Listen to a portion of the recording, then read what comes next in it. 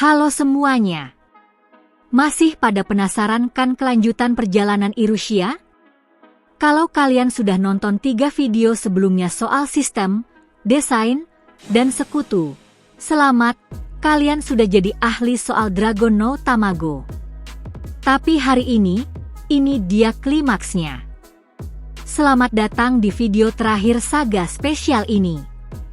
Banyak yang nanya di kolom komentar, "Bang, akhirnya gimana? Irussia bisa hancurin sistemnya?" Terus, suara yang selalu bisikin dia di kepala itu sebenarnya siapa? Karena saya sudah hatam baca light novelnya, hari ini saya bakal bongkar rahasia yang mungkin gak bakal pernah kalian lihat di animenya. Sebelum kita lanjut, ingat aturan emas channel ini. Kalau belum nonton 3 video sebelumnya, nonton dulu ya, linknya ada di komentar pertama. Di sana kita bahas tuntas mulai dari manipulasi, Voice of God, sampai psikologi evolusinya. Video ini penutup yang epik, jadi pastikan kalian sudah subscribe dan nyalakan lonceng. Karena hari ini kita bakal buka rahasia yang cuma diketahui 1% fans. Kita bakal bahas teori yang kedengarannya gila tapi ternyata nyata di novel. Saya bakal klarifikasi apa yang beredar di internet, dan yang paling penting, gimana akhir perjalanan naga favorit kita ini. Apakah dia jadi dewa yang kesepian, atau dia bisa balik jadi cowok Jepang biasa? Sumpah, guys, siap-siap ya. Karena apa yang bakal kita bahas hari ini bakal bikin cara pandang kalian ke dunia ini berubah total. Ini bukan lagi sekadar isekai bertahan hidup, ini soal konspirasi kosmik. Tekan tombol like kalau kalian dukung riset mendalam ini, dan ayo kita masuk ke rahasia paling gelap. Gila sih, ini bener-bener bikin merinding. Lupain semua yang kalian tahu soal dunia ini. Kalau di anime kalian cuma lihat dunia fantasi biasa buat leveling, di novel aslinya, kebenarannya jauh lebih kelam. Dunia ini bukan planet alami, tapi arena tes. Bayangin deh, dunia tempat Irussia hidup itu buatan. Nggak heran ada Voice of God dan jendela status. Seluruh planet ini sebenarnya cuma peternakan jiwa. Administratornya bukan dewa mistis, tapi makhluk dari peradaban tingkat tinggi yang pakai dunia ini buat menyaring jiwa-jiwa terkuat. Ini eksperimen lab skala global, parah banget. Kenapa ini fatal? Karena ini alasan kenapa sistemnya kejam banget. Dunia itu emang diprogram buat jadi tempat pembantaian.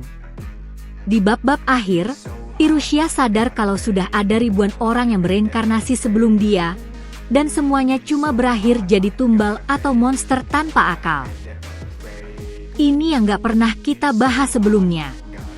Kita bicara soal eksistensi diri. Bayangin kalian sadar kalau hidup kalian itu cuma simulasi, di mana satu-satunya tujuan kalian adalah menderita supaya jiwa kalian bersinar buat sang kreator. Kalau kalian suka plot twist dark yang campur teknologi, coba cek video saya soal dunia palsu di anime. Tapi Dragon no Tamago ini beda level, karena Irussia harus milih. Hancurin dunia buat bebasin semua jiwa, atau tetap ikut aturan supaya bisa bertahan hidup.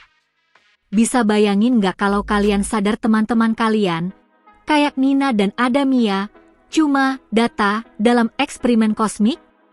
Itu yang bikin perjuangan Irussia epik banget di akhir.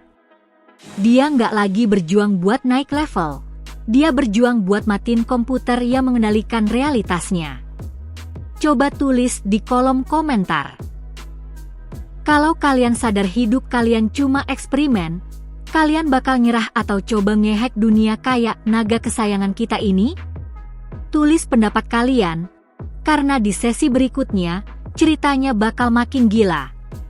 Siap-siap, topengnya bakal kebuka sekarang. Kita udah bahas gimana Voice of God menipu sang protagonis, tapi sekarang waktunya kita sebut siapa dalang di baliknya. Kalau kalian pikir itu cuma komputer otomatis, kalian salah besar. Di volume-volume akhir novel, kita tahu kalau di balik suara dingin itu ada sosok yang disebut administrator. Dan sumpah, ini bakal mengubah pandangan kalian tiap kali Irusha naik level. Administrator ini bukan dewa dari awal alam semesta. Dia itu pemain dari level lebih tinggi yang melihat dunia ini cuma kayak papan catur. Tapi ini bagian yang paling gokil. Administrator nggak benci Irusha. Justru, dia nganggap Irusha sebagai proyek favoritnya. Buat dia, penderitaan Irusha, kenyataan kalau dia dikucilkan dan dibenci, itu cuma optimalisasi sumber daya. Dia pengen nyiptain makhluk sempurna, dan buat dia, kesempurnaan cuma bisa dicapai lewat penderitaan yang luar biasa. Sakit banget kan? Bayangin ada yang nyiksa kalian terus bilang, ini demi kebaikan kamu biar kamu bersinar. Di novel ada momen konfrontasi, di mana sosok ini bilang ke Irusha kalau dia dulu juga pernah bereinkarnasi. Bener banget, yang sekarang ngendalin sistem itu dulunya ada di posisi naga kita. Tapi bukannya ngerusak siklus, dia malah milih jadi penjagalnya. Kalau kalian suka karakter antagonis yang logikanya sesat tapi dia ngerasa dirinya benar, kalian harus nonton video saya soal villain yang logikanya masuk akal. Karena administrator benar-benar percaya kalau dia ngelakuin kebaikan buat semesta dengan memanen jiwa-jiwa kuat. Rahasia terbesar di sini adalah administrator punya kekuatan buat hapus ingatan. Irusha sadar kalau dia udah pernah melawan sosok ini di kehidupan sebelumnya, tapi tiap kali kalah, sistem bakal ngereset memorinya dan ngirim dia balik ke telur. Ini loh penderitaan tanpa akhir. Makanya, pas Irusha akhirnya sadar siapa sebenarnya yang selama ini ngobrol di kepalanya, taruhannya bukan lagi sekadar poin pengalaman. Ini soal dendam pribadi sama sosok yang udah ngebunuh dan ngebangkitin dia selama berabad-abad cuma buat kepuasan riset ilmiah. Coba kasih tahu di kolom komentar, kalau kalian tahu musuh bebuyutan kalian ternyata adalah orang yang selama ini ngaku, membantu, kalian jadi lebih kuat, kalian bakal gila, atau malah pakai kekuatan itu buat ngasih pelajaran? Tulis di bawah. Karena ini nih yang bedain protagonis biasa sama legenda kayak Irusha. Tapi jangan kemana-mana dulu. Kalau ini udah terasa intens, tunggu sampai kalian dengar endingnya. Di blog berikutnya, kita bakal bahas akhir dari light novelnya, apa yang terjadi di pertarungan terakhir dan gimana nasib akhir naga kita ini. Langsung gas ke blog terakhir. Saatnya kebenaran terungkap, guys. Setelah 4 video kita bedah habis semua sudut cerita ini, sekarang saatnya jawab pertanyaan yang bikin penasaran. Gimana akhir kisah Irusha? Apa dia berhasil ngalahin administrator atau cuma bakal jadi jiwa lainnya yang dipanen sama sistem? Tahan napas kalian, karena ending light novelnya bakal bikin kalian mikir berhari-hari. Di pertarungan pamungkas, Irusha nggak cuma ngandelin api sama cakarnya. Dia bertarung pakai eksistensinya sendiri. Dia ngadepin administrator dalam duel di mana hukum dunia mulai runtuh. Dan disinilah plot twist yang nggak diduga siapapun. Buat menang, Irusha harus bikin keputusan yang ngancurin semua ekspektasi kita. Bukannya ngebunuh dewa, itu lalu ngambil posisinya. Yang sebenarnya emang diinginkan sama sistem. Irusha malah mutusin buat merusak sistem dari dalam. Tapi ini taruhannya gede banget, guys. Merusak sistem berarti sihir, level, dan evolusi bakal hilang selamanya dari dunia itu. Artinya Irusha bakal berhenti jadi naga yang overpowered, tapi itu juga berarti dia akhirnya bener-bener bebas.